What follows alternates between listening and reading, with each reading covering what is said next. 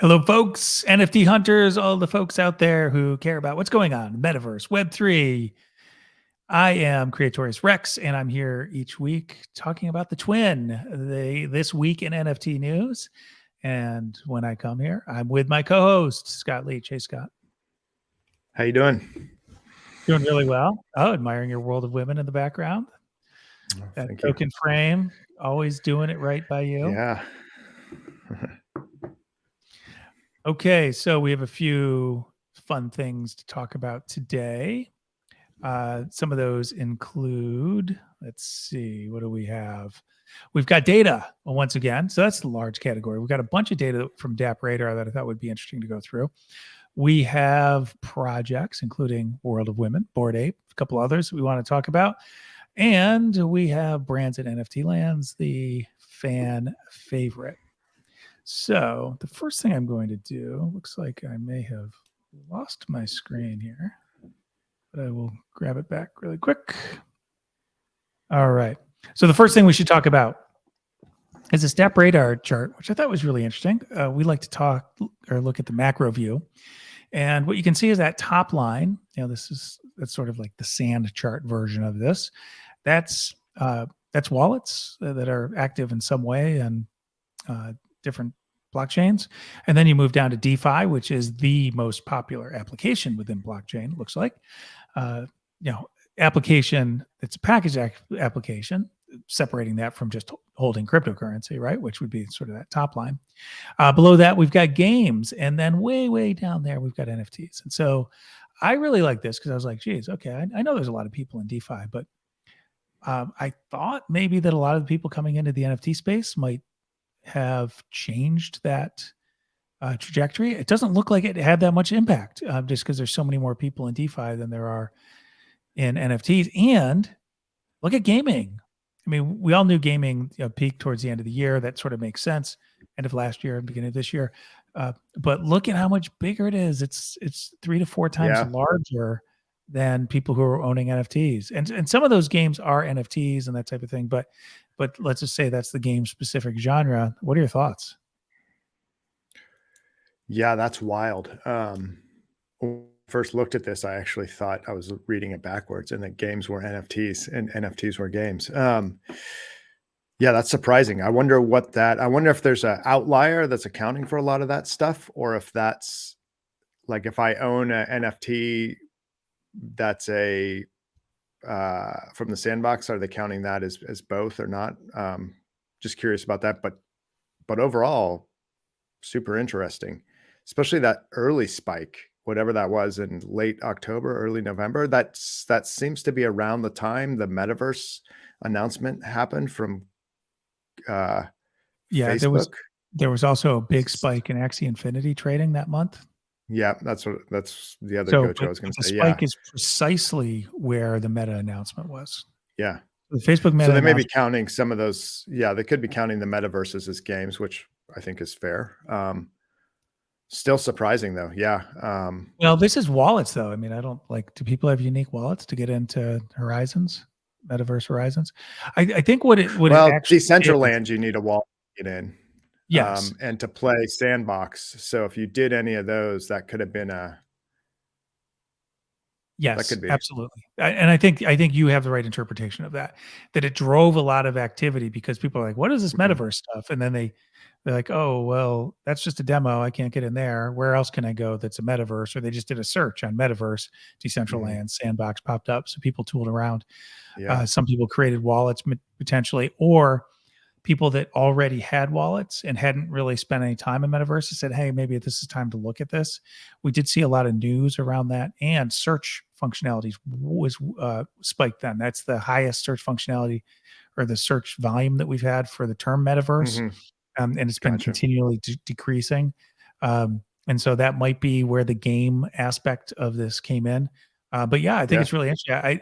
The thing that I was fascinated with is, I mean, if you look at October, DeFi and NFTs were about the same.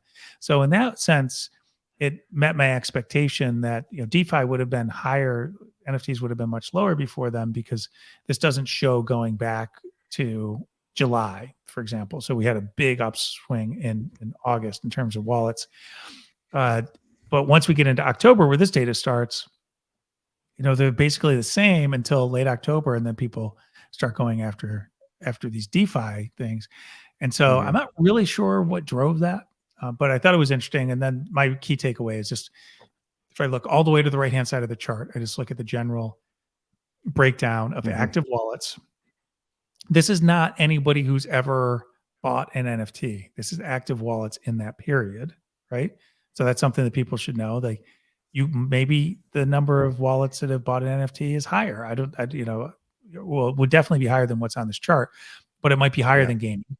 It's just, this is active wallets at any given time. And that, in some ways, I guess that makes sense to me, because games you come back to. So you're not going to have, as much of a fall off. You like NFTs, you can dip your toe in, buy one or two. You don't come back for a couple months. But still, we're talking about from an active standpoint, these other categories are much higher. Yeah. Interesting. Really interesting chart. Okay. Next one. I hope I capture the same level of interest from you. I don't think this one is as interesting, but what I really liked was the LooksRare volume breakout. So this is basically what we talked about last week around Ethereum volume traded on OpenSea, and they show a little over a 20% decrease. And that's that yellow, a significant portion of that yellow, which is going to be OpenSea plus a couple other things, is the volume that we talked about last week. Okay. But then look at that LooksRare volume, $11 billion in January, wow. $7 billion in February. Pretty impressive. That's wild. I mean, we know there was the farming stuff, but I didn't realize that much was going on. Well, I was actually surprised at how high February was. So it didn't surprise me that it dropped off. I just thought it would drop off more because the staking was cut in half. Most of the incentives for the first month went away. There's still some out there, but I'm guessing the functionality keeps it up a little bit, because you can bid on a collection. You can, and then when you want to sell, it's easier to sell. You don't have to list. You can just basically select a collection-wide bid, which I find is like great if you got something. I mean, it's for the floor, right? So like you just find this thing, like, oh yeah, this thing's trash. So someone can have it. But also, buying them too. Like I've gone in and tried to. There's times on OpenSea where I want something. I want to get in on a project, and I'm not super particular. So I'll take just whatever's on the floor. I don't want to make a bunch of offers. Being able to make a blanket offer on OpenSea is a great feature, or excuse me, on LooksRare rather. And it's something that from both sides. But the other thing we should point out, many people watching may know this, but on LooksRare there was basically a lot of wash trading going on, and that was because even if you transferred items between your own wallets, you were getting some pretty significant rewards in Looks tokens, and a lot of times those exceeded the value of the gas that you were paying. And so we saw, like in particular, Meebits was like on fire on LooksRare. People were just trading them back and forth. It looked like they were selling them, but they actually controlled all the wallets there. So Meebits hasn't seen that much action ever.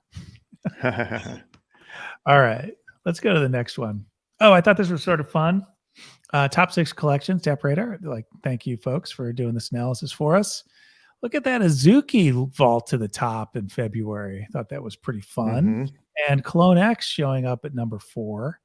I wouldn't have expected Azuki to be the top. Like if you told me Clone X was gonna be the top among the royalty there and Bored Ape and Crypto Punks, I would have said, yeah, I could see that happening. There's a lot of momentum there. But Azuki, it's been popular from the beginning and looks like it's got staying power.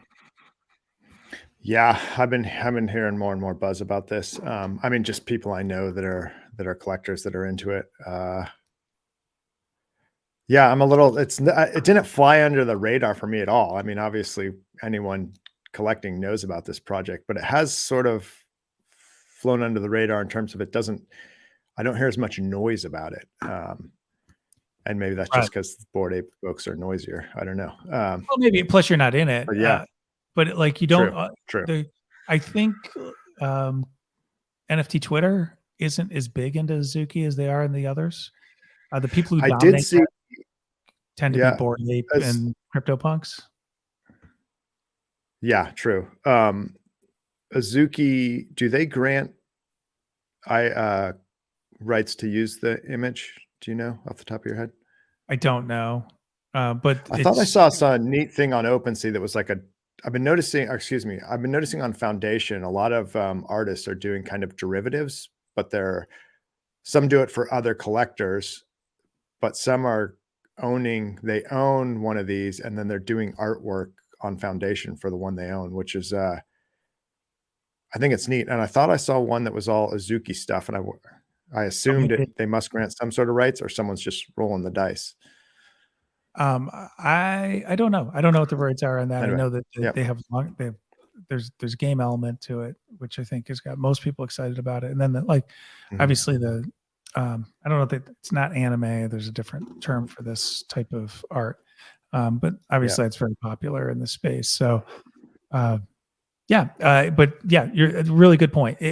It's not that it's flying under the radar, but it doesn't have as much chatter in the channels that all the three to the right of it have. But I think in some ways it's kind of like Axie, where, unless you're playing that game and you're really into it, you're not going to see a lot of people talking about Axie because it's not the NFT influencers. Yeah, and we noticed this a lot, right? I think we talked a little bit about this maybe in one of the previous shows, but the difference between these groups, like if you took that chart we just looked at of games versus DeFi versus NFTs, these groups don't necessarily sort of truck in the other categories. Like there's a lot of folks in the DeFi space that think NFTs are a giant scam, right? And don't understand at all why people are doing that. If you go to the cryptocurrency board on the subreddit on Reddit, that thing's just, there's a lot of disdain for all things NFT. Yeah. And then people in the gaming space feel that way about some of the other NFTs. But I just think it's interesting, like even like Invisible Friends, that doesn't get as much in like the core Twitter NFT crew either. Like it's very specific. I don't know why it didn't. It certainly didn't have any trouble being successful. The funny thing I noticed about Invisible Friends is that's one that always seems to captivate people when they see it. And it seems like people are kind of like, oh, the FOMO or the envy of like, oh man, I want an invisible friend. Well, you know what? If you think about, like, you have one, you think about just the demonstration art that he put out ahead of time, the preview. It's so different than everything else we have. Yeah. Yes. It looks like an animated feature. Yeah. And it has, to me, it has a Doodles vibe, but it's just like a level above. Yeah. And so, and if you think about it too, particularly if you've got a bunch of things in your wallet, all these stills kind of seem the same after a while, right? So when you're first collecting, it's very precious what you choose. And then, like you just said, sometimes I just want to be exposure to projects. I don't care, right? Sure. So you sort of move down that, but then something comes along like Invisible Friends. You're like, oh yeah, that's a bit different. Yeah. We're in this weird, I think it's how any new space evolves, right? We're in this kind of phase of parity where everyone's, okay, here's the successful project. We're going to model this.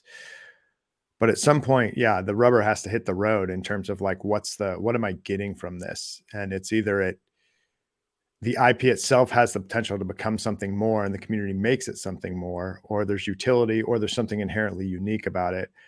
But I think that, a lot of projects suffer from that, right? It's not singular in any way. Invisible Friends, I don't think has published a roadmap, have they? I haven't looked, to be honest. I don't think I can answer that. They've hinted that they're going to have additional drops and stuff like that, but I don't think they have a roadmap. Yeah. So, it's like, You know, Yeah, and people are that's looking interesting you say that actually, because the fact that am pretty disciplined about looking at roadmaps, especially if I'm buying something on the open market for more than 1 ETH, like that's a lot of cash regardless of what position you're in. And yeah, I just was captivated by the artwork and wanted it. Um, right, and it's right behind your yeah. right shoulder Yes, right there now. it is. You can see Yeah. it. Yeah. Um, yeah, it's just a really clever idea, and they had a good mechanic. But we'll move on. Let's get back to some of the data. So we had this other around trading volume by protocol, and see like Avalanche is like really tiny there. We've got Flow, Polygon, and Ronin. And Ronin, for people who don't know, that's Axie Infinity. So, you know, again, you're seeing October, November, where they had the big spike in Axie Infinity, that game. That's a chain or a protocol that is a game, and a game that is a Mhm. protocol. Whereas some of these others all have, they're all platforms. But you know, I was interested in terms of the dollar value that we've seen some expansion in Polygon, but it's been very deliberate. So I I don't see anything that suggests to me there's going to be a J curve or a really big spike. Now, all you need is one big project or two big projects, and then the floodgates could open up. But right now, it just seems like, yeah, it's steady. But Flow, look at those. Look at what happened with Flow over the last couple of months. That's Yeah, that's interesting. Well, I Dapper mean, and Labs. Avalanche looks like the early phases of something like that too. That So Avalanche apparently last month was growing 25% a week. yeah, I've been hearing buzz about it. Do you think the Polygon, do you think all the stuff where that whole period of NFT spam that was happening on OpenSea put a bad spin on On, Polygon? on Polygon. Because I there's don't that know. period where you were getting like I was getting sent, I think everyone was, you would get sent all these NFTs from Polygon because cheap to transfer, right? Yeah, so it's a second. I don't want to say secondary because it's not where you focus your attention. It's always for the complementary things. It's not for the main thing. Yeah. And so Yeah, what I so wonder that's, about is when I think Coinbase's marketplace from what I've seen and heard, it feels like it's going to make this stuff more ubiquitous where the chain might be a little bit, you might not notice it. Obviously people in the know are going to notice it, but you might get into a habit if you're new or if the NFTs have utility, you'll stop weighing um, your decision on which chain it's on. When they do that, I think every OpenSea and everyone else is going to follow suit. And then at some point, that's the thing that I wonder about. At some point, does all that stuff become just transparent to an average user? yeah, we had a woman in the NFT artist office hours. We do office hours once or twice a week in the Niftorious Discord. If you're an artist, you know, come on by. If you have any questions, we answer them. We help you find answers, connect with people who can make the answer. Uh, she was on Polygon because she wanted it to be no gas, essentially. But we talked about it a little bit. It's kind of a pain to get money into Matic. I mean, it's not that hard, but you know, I just did this again, and it's like it takes almost 10 minutes for it to get into a block, and then it takes probably another 10 minutes before it actually will show up. Like after 7 or 8 minutes, you'll see it on Etherscan. So if you put Ethereum in, but you still don't have it in your wallet. And that takes at least another 10 to 15 minutes to get in your wallet. It's just like this no man's land. So it's really hard for some people who like want to drive FOMO, and you get people there and they're ready and they just want to click and buy and be off to their next thing. And it's like, just like the Jeopardy music in the background, just waiting and waiting and waiting. So I think that's a bit problematic. Once people are in there, it's probably not as much of an issue because if you've got Matic, then switching between the chains is not hard. It's really Yeah, pretty quick. yeah. And actually, I've noticed like the notifications in MetaMask are much better about this now. it's just a lot. I just find that whole process is easier. But if you have to get mad again, it's not fun. But I think there's some challenges, and she did have some challenges trying to get some of the people that she knows who would naturally support her figure out how to get Matic in their wallet, because that's a process. Yep. So good questions. Okay, let's move on to our next topic, and we're going to talk about fan favorite brands in NFT lands. First one is probably a brand that people would expect. So Warner Brothers owns DC Comics. They're going to have trading cards that are NFTs.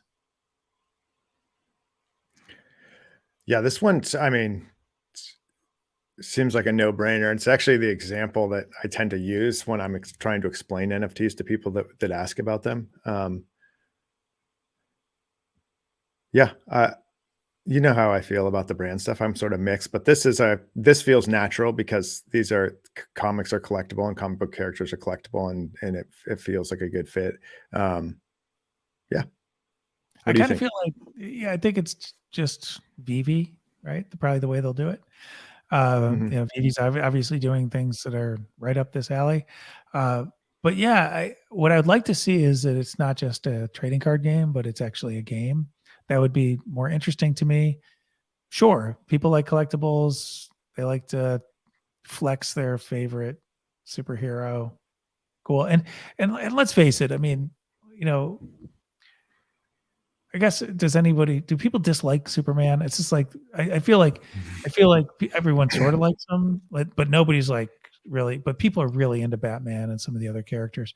So and this may also bring a whole new group of people in, just like VeeFriends done a really good job because they're branded stuff, particularly Star Wars and Disney.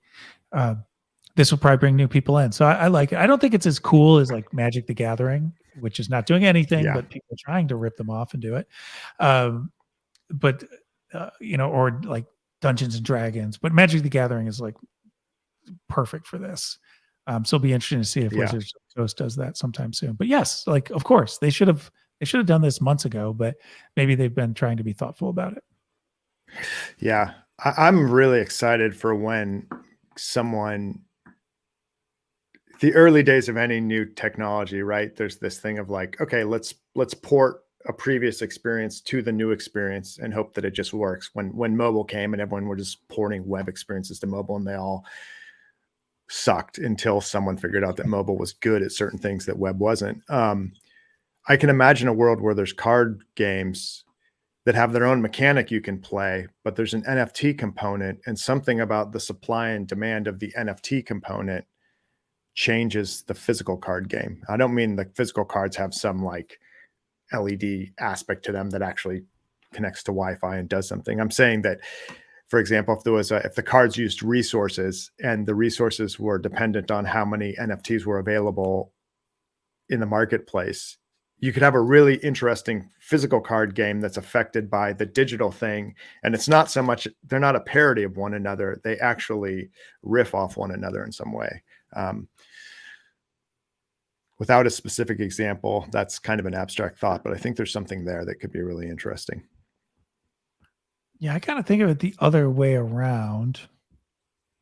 So I'd like to see physical cards have QR codes that give you the right to mint certain types of things up to that too. I mean, all that stuff. I feel like and then the online, like I've never really played the physical card game, so I can only guess what the mechanics are like. I'm sure they're fun for people to get together. I always thought that like Pokemon and Magic the Gathering it was mostly people just like talking about cards and trading their cards around as opposed to actually playing the game. Which is its own kind of magic, in terms of a user experience. Sure. But when you get online, like, and that's what Axie really did is and I will say that the one-to-one play or the single play for like Pokemon was really popular with my kids on like their Nintendo DS, things like that. But I just feel like some of these games are going to be pretty great online because you just play anytime, and I think they could be just like Axie. Is you've got different people. Yeah. There's something interesting about taking at Rally. We were goofing around trying to come up with a novel way to introduce people to NFTs and was brainstorming this idea of rock, paper, scissors with NFTs, just cheap NFTs that could be burnable. And there's a certain supply of rocks, papers, and scissors. And you could strategically play with someone, but you could see their count. So if someone only has 2 rocks left and 100 papers and 50 scissors, you could sort of strategically figure out how you want to play them. And it added a totally different element to this very basic kind of ridiculous game, right? I don't know. I think there's lots of use cases like that that are going to come out because of NFTs that are going to be really fascinating. Yeah, absolutely. All right, next up on brands and NFT lands, we have Universal Music teaming up with Billboard. They're going to launch a collectible marketplace, which, among other things, is going to have famous musicians and things like their chart-topping memorabilia. So it might be a picture of them in concert. It might be their album art or when it went #1 or something like that. This seems like a reasonable collaboration between the two. One's a chart rating, like news, is really well known. The other is the representative of a lot of these artists. What I do wonder is if the artists are going to get any of this. Historically, they don't, or maybe they have rights to this. I don't know if their contracts cover it, or is Universal just going to pocket all of it, which they'll certainly, based on history, try to pocket most of it. Yeah. It's fine. Like music is one of those spots where, like, to me, when I think of NFTs and the potential for it to liberate artists and open up opportunities for collaboration and kind of put to bed a lot of just royalty splits, derivative work. There's so many things that it could do well at, I think. And none of those things involve the label. Right. And the label or the companies that do the royalty things. In fact, they are all incentivized to keep this down. Yes. Yeah. I have strong opinions about all that, but so anything that I mean, I think everybody, maybe people don't know, but in general, the labels, for the people who don't know, of let's say music sales, and this could be streams on Spotify as well, they're going to capture somewhere between 45 and 60% of all of the revenue. In general, the artists, after all is said and done, all the people are paid, are usually getting somewhere between 11 and 14% of the total. So if I don't know if anyone buys albums anymore, but let's say you buy a single and you pay $2 for it. They're probably, the artist is probably getting somewhere around 22 to 30 cents of that. So just keep that in mind. And then, and to your point, every time that song is played or recorded, all the rights, all the same. And that's why people really worry about those slivers, right? Those slivers of money. 72% goes to the rights owners, and usually it's around there, and about 18% is retained by Apple, or Apple retains a little less, but Spotify. So it's like they're only taking 18 cents on the dollar to serve all the customers, right? And then you think of that little sliver of each play. There's a lot of artists who don't like that. So, and that's why things like CD Baby exist, where artists control most of the rights, but then they don't get the promotion, whatever that's worth these days, from the big labels. But the big labels are really good at buying asset or music catalogs from stars, all the things, right? So we won't get into that. Yeah. All right. So there's an opportunity now, I think, for that to change. So we'll see. Yeah, I don't think it will. I'm cynical about that. I think that's one industry that will fight it effectively. Just let's call up the founders of Napster and see what they think about the music industry giving up its death grip on the economics of the industry. This one I thought was really fun. So this is a chef, an Italian chef, Petroni. He's known for his Italian food, obviously, but he does pop-up pizza parties. And so he said, I'm going to do these anyway. Why don't I just allow people to buy NFTs? And if they come with an NFT, they get to eat for free, basically. And so the whole pitch behind it was, are NFTs edible?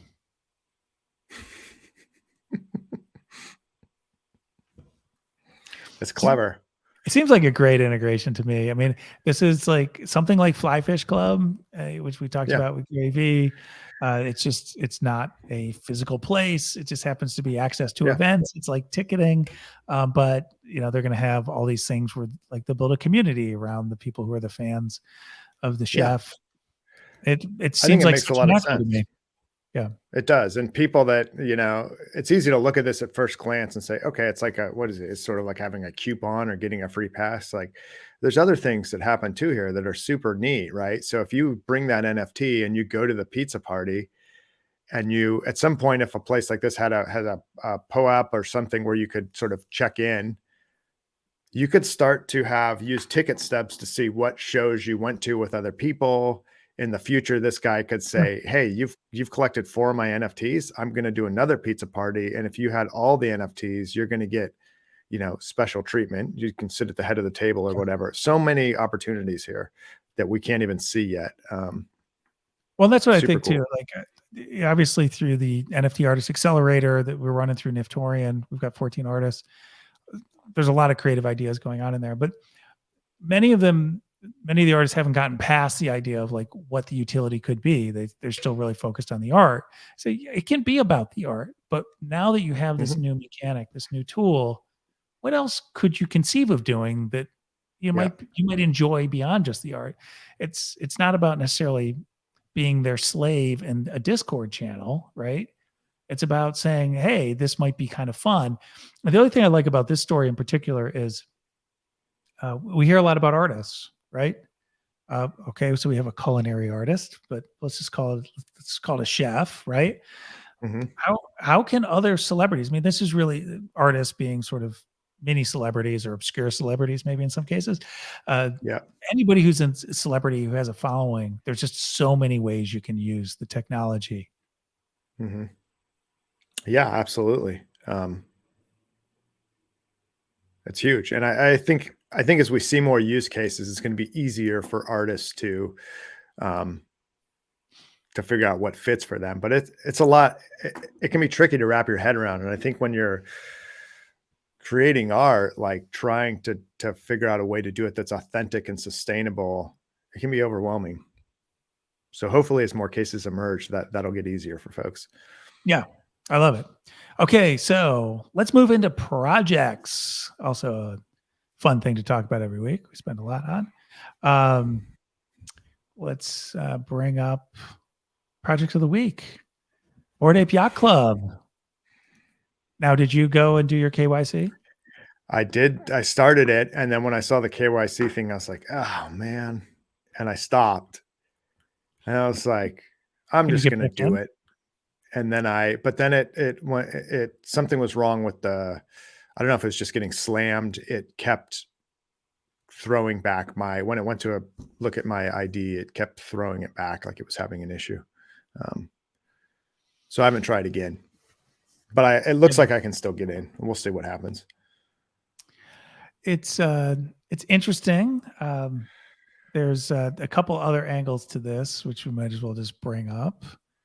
So certainly you can see on the screen, for those of you who are watching, Animoca Brands is involved. But there were a couple of other tweets saying it's not the game. It's not the play to earn game. And it's not about the ape token. Yeah, I have a theory. Okay, what's your theory? I think it's KYC because it's big enough that it could be considered taxable in some way. So you're going to get a gift that's worth more than whatever the thing is, $500 or something. Like a 3D version or something like that. I don't know, something that Metaverse, just has tax Sandbox considerations. ready, voxel. Yeah. I also wonder if it has something to do with beer, because the something's brewing bit. That's just a really random theory, or coffee. Yeah. I knew there was that one coffee shop that opened, right? That one coffee shop that used that has an ape and they're branding it for the ape. Maybe they did a deal with them and they're sending free coffee or something. Yeah, maybe. So there Anyway, was a lot of discussion about this in the Discord, and on Twitter as well. But the Discord was particularly lively.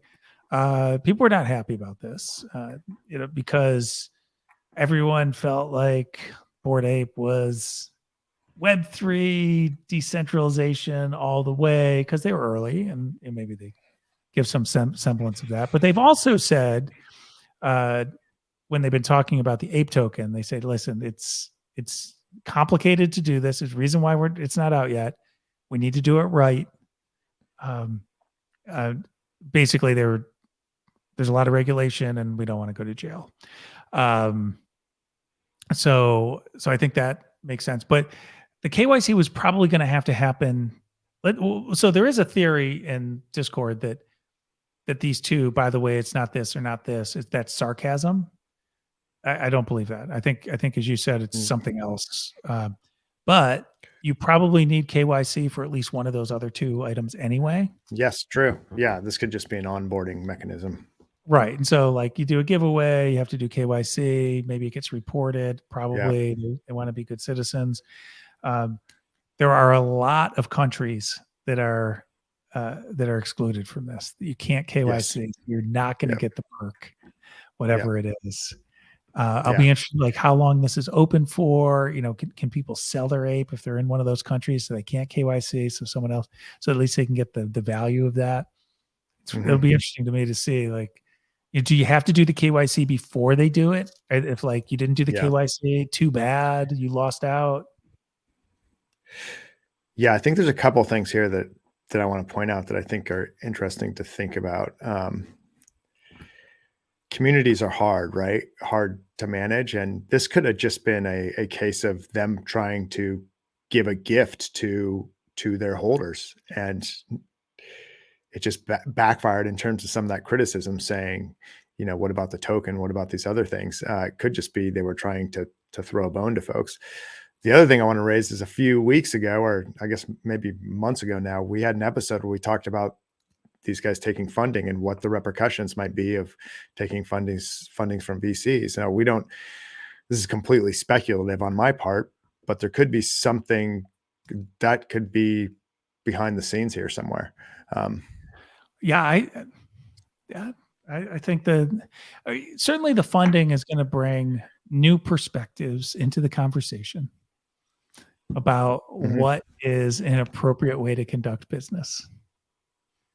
So it's one thing to have the founding team. It's one thing to have the founding team plus their lawyers. It's another to have professionals or financial professionals also in the conversation who have their own concerns, both for their investment, but maybe for themselves as officers of the company. Many of them take board seats because there's a sense of, like, you can't violate the law, but there's also should have known consideration as well. Knew or should have known, like those types of things. And certainly the financial professionals are going to be viewed by the court system as that. Then the other thing too is you have founders, you have a team, both the original team plus the sort of management folks who come in. They all have a tremendous amount of wealth tied up in this right now. They also probably have a tremendous amount of wealth that they've taken out of it. And so people become more risk averse when they have more to lose. True. Okay. Well, we don't need to break down the psychology further here, but I think your hypothesis that there is some sort of gift or something, that seems to make more sense to me. But I do feel like it was unnecessary. They created unnecessary angst amongst the community by not giving them any information. By just saying, basically, this is it. And then, like, they added that little addendums afterwards. They're like, oh, we don't like KYC either. And then they added the other things. I think we're going to see this with a lot of these communities, these kind of growing pains of, can you embrace that kind of cryptic sense of surprise and delight that you had early on? Or do you have to start to become more transparent as you plan things like that in the future. We have this whole thing there is a trend in behavior that projects kind of quietly or in surprise like fashion drop things, right? Sometimes they give you a heads up, but sometimes they just do something. And if you're not there to take advantage of it, you missed it.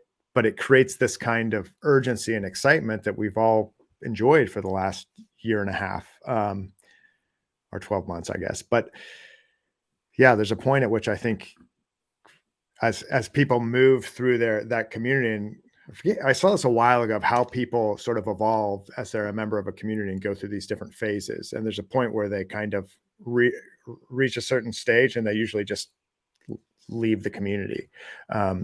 Have we gotten to the point where some of the folks are sort of getting up there with some of these projects? Not specifically talking about this thing. I think this is going to be more and more of an issue as we go on. It's going to become like the equivalent of like to mask or not to mask. Like it's probably going to be super polarized, depending on what you think about crypto and the government's role in it or not. Well, yeah, and if you think of the people who have aped in, who bought apes, like particularly a lot of the celebrities, they probably have a different perspective on this than the people who were the early mentors, or at least a proportion of the people that were the early mentors in the space. Yeah, it's I think you bring up a lot of good points about how this is going to evolve. I don't think I don't like Bored Ape in particular, since a lot of people are interested either in the play to earn game or in the ape token. It seems like premature to get rid of it, but maybe some people will get out. It'll be fascinating to see. But there is this. Actually, I even see it like, a lot of the mutants are more old school. That you see, like if you just hang out in the Discord and the verified channels and stuff like that, it's sort of interesting what you see. But it is one of the best Discord communities by far. I mean, because there's actual conversations going on there. It's not just like when moon, people trying to get points with through Me6 to get on the wait list. So in any event, all right. So we have another one. We were talking about, it's perfect timing. Let's bring this up while you have World of Women in the background. They just did an announcement. They're doing a collab with the Sandbox. The big news is like there's a $25 million agreement associated with this. The Sandbox is giving World of Women $25 million, $5 million a year over 5 years for programming and support and stuff like that. I believe all of the World of Women holders are going to get a voxelized version to use in the Sandbox. And World of Women is creating an NFT university, not a unique idea, but maybe unique in the way they'll implement it. And the fact that you have to go into the Sandbox to be there. I'll be very interested to see what the curriculum is, who they focus it at. Is it women focused? Is it open to everybody? Is it just focused on people who are token holders? What about people who can't afford that? But this should be a great way for them to bring it in. And what are they going to do with the concurrency problem? That you go to these spaces and you might expect to meet up with someone or see other people from your community. And if there's more than 25 or 50, depending on what platform you're on, you are not going to see them because they're in another instance of the server running simultaneously as you. Yeah. Yeah. I wonder if they'll do some kind of, I don't know, almost like a virtual screen where you could see more of the audience or something. That's going to be an issue, I think, if the metaverse takes off, and if it is a 3D space that you walk around in with an avatar, that's something that we're going to have to figure out. This is great. It's a significant problem. But yes, I think this is great. If we talk about World of Women, I think it's a smart move by the Sandbox. Yeah, me too. The Sandbox's strategy from the get-go and how they've collaborated with other projects, I think is brilliant. Like early last year when they were doing their land drops, you would go in and see all these, the premium estate areas where it's like greater than 4 plots, you could put an image on it. And you had, back then Bored Apes and all these other projects were on there. And that was when these projects still Sandbox didn't discriminate whether you were small or huge, you were in, like they would collaborate with you. I think it was so strategic. Yeah, absolutely. Super smart. Okay, so you know what? We rarely go a week without mentioning VeeFriends. We have two stories today. We have the VeeFriends trading card game. We just talked about trading cards. Maybe a more storied franchise, DC, than VeeFriends, but VeeFriends is certainly on the upswing. It's not clear to me what the mechanics are going to be on this, but what did you think about this? This is not the Uno game, by the way, folks. This is something that's just VeeFriends. Yes, this is just VeeFriends. I think this makes a lot of sense. If you follow Gary Vee, he's obsessed with sports cards and physical collectibles in general. So this seems obvious that this was going to happen. I know that what's the name of this company that's they're doing it with Zero something or something Zero. Those guys are owned by it's a Fanatics project. Yes. And Fanatics is someone I don't know if he invested with them or just has done a lot of stuff with them. So it feels right. My beef with this that was a little bit weird. They're calling it a blind Dutch auction, which is confusing to me, but I went to bid on it just to see, and it's not with crypto. You have to bid with fiat in a credit card, like some sort of caveman. What the heck?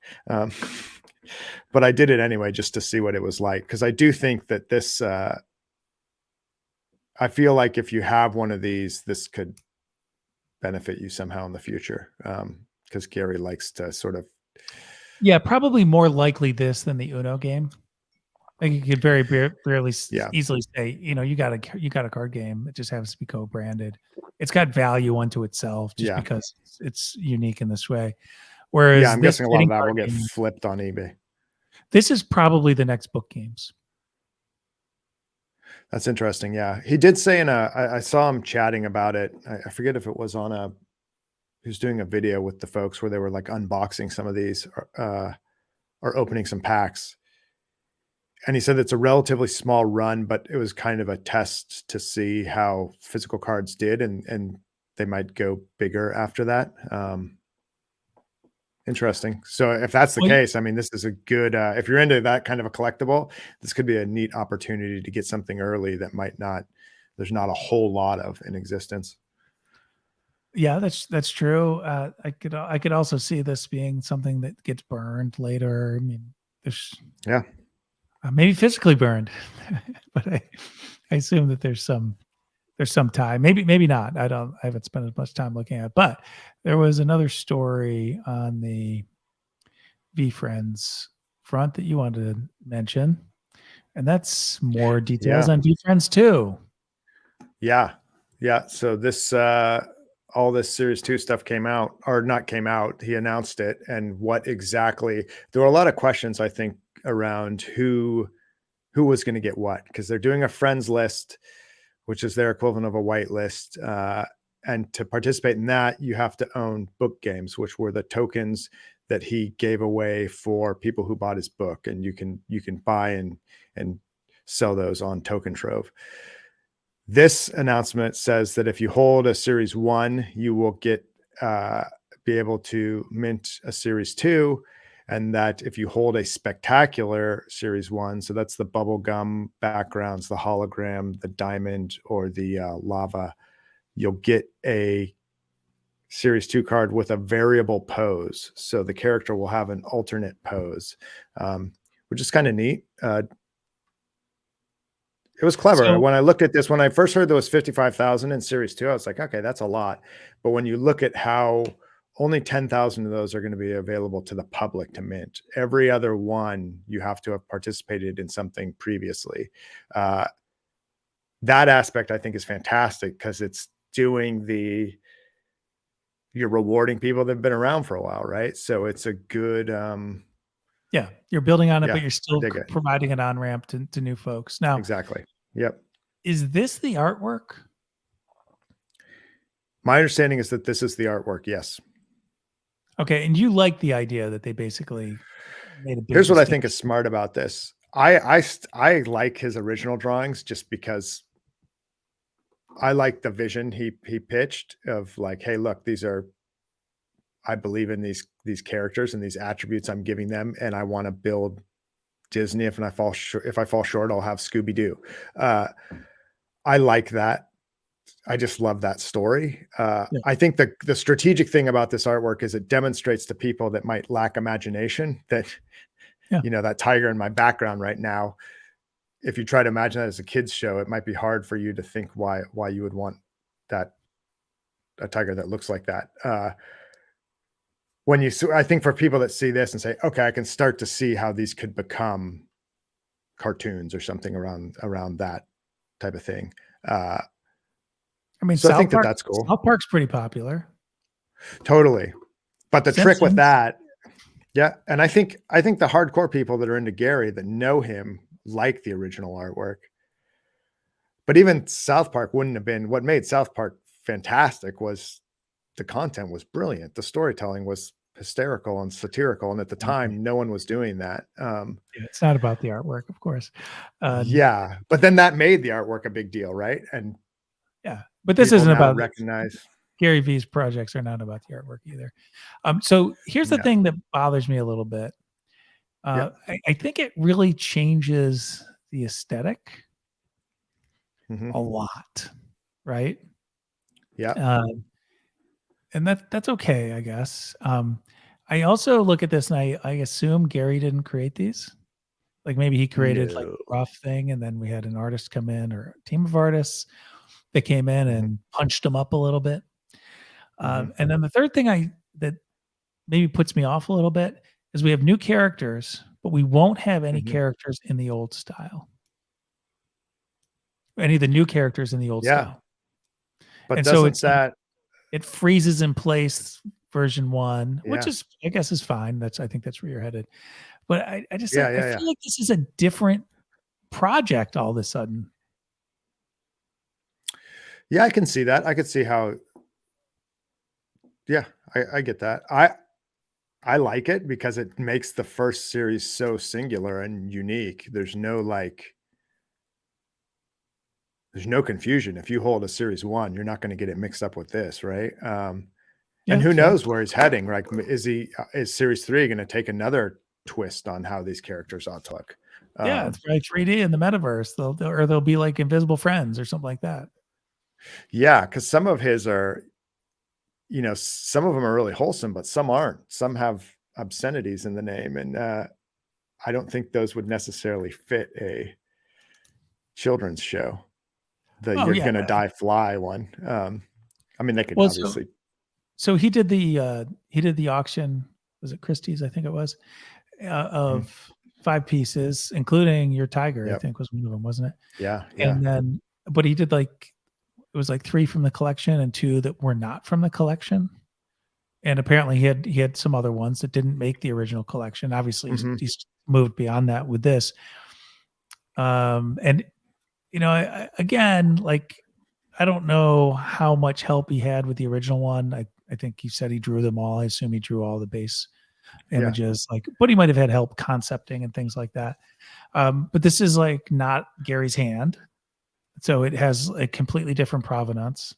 It's not just it's not first. It's from the artist as creative director as opposed to, and not even art director, or maybe no, he's not even art director. Just he's not. It's not the artist. It's the creative director type of role potentially, or maybe even less involved in that. I don't know. But I think it's kind of sad. I thought that we were going to see, and I will say that I criticize that art from time to time, but mostly I think it's funny. But I was thinking, we'd see some new characters in that same style. But this looks like something completely different to me. And this looks like something that I'm actually not interested in. Yeah, I can see that. I mean, I don't know. It'll be interesting to see what happens here. I like that. From an IP perspective of evolving the IP, I think it's super strategic, and it feels to me it does feel to me like Disney, like some of the really early, especially the early sketches of Mickey Mouse that he did, that Walt did, but the early Disney art and how Mickey Mouse evolved over time. I mean, it's only been a year. I would like to so see different, but I would like to see the whole character set base layer be the same. and then they pop Yeah. forward like this, you know, for that type of environment. That would make a lot of sense to me. I'm sure there's other reasons for why they're thinking about it, but to me, well, you know, this is a critique that a lot of artists make of collectors, that the collectors only like them for one thing, right? And that they try to do a second genre, and then everyone's like, no, you're not allowed to do that. Like, yes, but this is me. This is how I express myself. And by the way, I have art training, and like I learned all these different techniques. But to me, this isn't necessarily just about the artist. This is about the project. This is a continuation of the project. So we talk about this idea of the power of a brand is inversely related to its scope. And this strikes me as a big step out in scope. And so then the branding is going to change. People are going to see these things, right? And they're going to be like, I don't know what that is. Is that a VeeFriends? Like, I already know what VeeFriends are, right? Like the thing about, you can criticize his style as doodles as much as you want. It was distinctive, at least in the NFT genre. Yeah. And you always knew, like, it was easy for people, even if they weren't associated with, if they knew a couple of VeeFriends, they knew all the VeeFriends. Yeah. Now I loved how bold those first ones were. And it's there's nothing better than someone that doesn't get NFTs, and then you show them one of those VeeFriends and tell them how much it's worth, and they just they don't get it. And it's like CryptoPunks in that way. You see, you know, you can see the 8-bit characters. And they're like, what? Sure. Like, I haven't seen this since the Commodore 64. Yeah, exactly. Yeah. I don't know. I'm way less about the artwork on all the projects and more about his obsession and commitment to the space and what he's doing for the space. So I'm sure he can get away with it. I'm just saying, like, I wouldn't my gut reaction in this case, and I've done branding for a living and positioning and all these other things. My gut reaction is it's a mistake. Unless if you were going to do it, you would do it as like a separate product, something that's not VeeFriends. But you could still do this art, but this art would be like in addition to, like, the base layer is all the same. So I think it's a mistake. But listen, Gary's a more successful marketer than I am. So we'll let him, we'll give him the benefit of the doubt. I would just say that anybody who's an artist and thinking about these things, like second collection, all these things, think really hard about doing something that strays this far from the original. Yeah. I think that's solid advice. Last topic, and we'll just hit this really quickly. I thought this was pretty fun. Top 10 NFT sales for February. Somehow I missed this. A CryptoPunk went for $23.6 million last month. I saw that. Yeah. I wasn't paying attention. I guess it's like, nothing surprises me, but I guess that does. Particularly, this was after the flippening. We did have I think for a few hours, CryptoPunks, actually, the floor exceeded Bored Ape last week, but then I don't know, Ape Nation came in and fixed that really quickly. It didn't last long, and now there's a spread again. But anyway, let's look at this. Another CryptoPunk, 7.8 million. Bored Ape Yacht Club, 1.7, 1.5. Obviously, there's other Bored Ape Yacht Club items that could go for a higher level of this and have. But those are still ridiculously high numbers. That 23.6 seems squirrely to me. 7.8 seems, although also absurd in its own way, seems more in line. That's obviously a very rare CryptoPunk, and I can see why people would want it. But Bored Ape is doing all sorts of stuff, right? You have ownership value and your ape. They're doing play to earn game. They have a token coming out, and the floor price is higher now. And yet, the CryptoPunks at the high end they're still the premium play out there. And they're basically doing nothing. Yeah. It's I don't know what you call that. I mean, they were people argue over what was first, but they were like the first, as far as everyone's concerned, the first PFP project. And Yeah. they have that significance, that historical significance. Yeah. Okay. A couple other things interesting on here. Decentraland, 1.3 million for that plot. Ooh, Wow. Yeah. wow. That's it. What it It's looks by like a that's city right center, next it to looks like. Yeah, like a city center. Yeah. Yeah. So that's like prime real estate. It doesn't have like most of it is not frontage, but still it's like it's a big number. Land is just Yeah. going crazy. It's one of the things we talk about with the artists and the accelerators. A lot of them would like to have Web3 space, but they're priced out essentially of all of the Yeah. spaces. And Invisible Friends, boy, that's a nice one. That's a pretty hot NFT. I was a little surprised it hit 1.3 million, but like if there's one that was going to, that's going to be it. Clone That's X number though, one, right? 1.25. Oh yeah, it is. Yeah, it's number one of the specials, but it's also just really cool.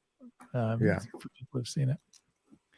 Clone X, a couple million plus. Those are cool.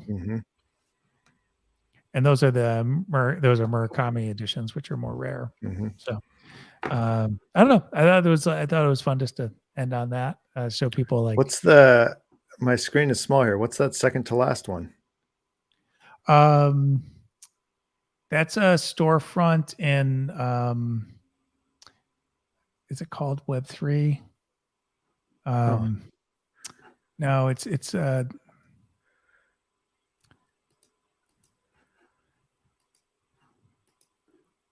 a no, that's a Sandbox sale. Oh, okay. That was a promotion around one of those Web3. big plots they were selling. Gotcha. Yep, that's what that is. Okay, so a fair amount of metaverse land on this list. At first I thought it was NFT Worlds because of the color scheme. Yeah, that's right. I recognize it now from when they were doing the promotion on their site for that sale.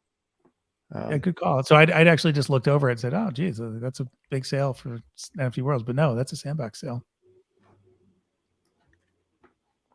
Wow. Interesting. All right, cool. What do you want to promote this week? Anything for the folks who are watching?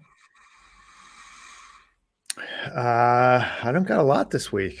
I'm talking to some of the artists in the Niftorian in that project, and that's been fun. And I'm excited when that person drops something. I will definitely promote their work on here because I'm excited. Who are you mentoring? See. Okay. Yeah. Skelly Bots. Gonna be fun. Yeah, that'd be good. Oh, and I should tell people two things. We do have demo day, which is going to come up. We've got 14 artists. I think based on schedules, 12 are going to present that day. So over a 2-hour period, you could see pitches from 12 different new projects from actual artists. Some of those, like for the folks who like PFPs, there'll be a couple PFP projects in there. Most of them are smaller collections, which are going to be more art oriented, many of which will also have utility. There's at least one, there might be two, but there's certainly one that has a really interesting charitable and ecological conservation angle to it. I think people are going to like it. That's going to be on the 31st at 12 noon Eastern time. It's going to last about 2 hours. So you'll be able to see a lot. So if you're a collector and you want to see like up and coming artists, so actually some really accomplished artists who this is just their first foray into like a significant NFT project, just go to niftorian.com. We'll have some info up there so that you can register for that event. And if you're an artist and you watched all the way to the end, that means, boy, you are committed to this, talking about news and collector stuff this long. But we do have the second class for the NFT Artist Accelerator. If you're interested in, basically getting some mentoring, accelerating your success rate in the space, we are accepting applications for that now. There's a little process there, and that's going to, once we select the class, we're going to start that right up in May. Yeah, and also just saying, not financial advice, but if you are a collector out there, like there's tons of PFP projects you can get into, but if you find an artist who you like, who's hustling, my personal strategy, those were the first NFTs I ever bought, were finding artists who were good and who were regularly working, not sort of fly by night, and buying their NFTs early. Not only is it like potentially a good investment, but also you're getting something you enjoy and helping somebody. So that's a strategy I subscribe to and practice regularly. Yes. And what that's it's something that we've been promoting through the accelerator, really trying to help a lot of these independent artists who aren't part of the NFT hype train, so to speak, be in a position to be successful in the space. And I think a lot of them are maybe they're good short-term plays, but they're definitely good long-term. You get the benefits of owning the art, but a lot of these are going to appreciate significantly because I think we're talking about the next wave of successful artists. Yeah. Yeah. We are in a renaissance right now, and you could be buying something from the next Michelangelo. Who knows? Nice. All right. On that point, I'm CreatoriousRex. You can follow me on the Twitter at CreatoriousRex. Skot Leach at Skot Leach on the Twitter as well. Scott.eth. You can find him under that name as well. And go to Niftorian.com. That's a cool project. A lot of these articles and this data that we talked about, you can find more info on Niftorious.com. So that's all the things we have. Folks, thanks so much for coming. Until next week, happy hunting.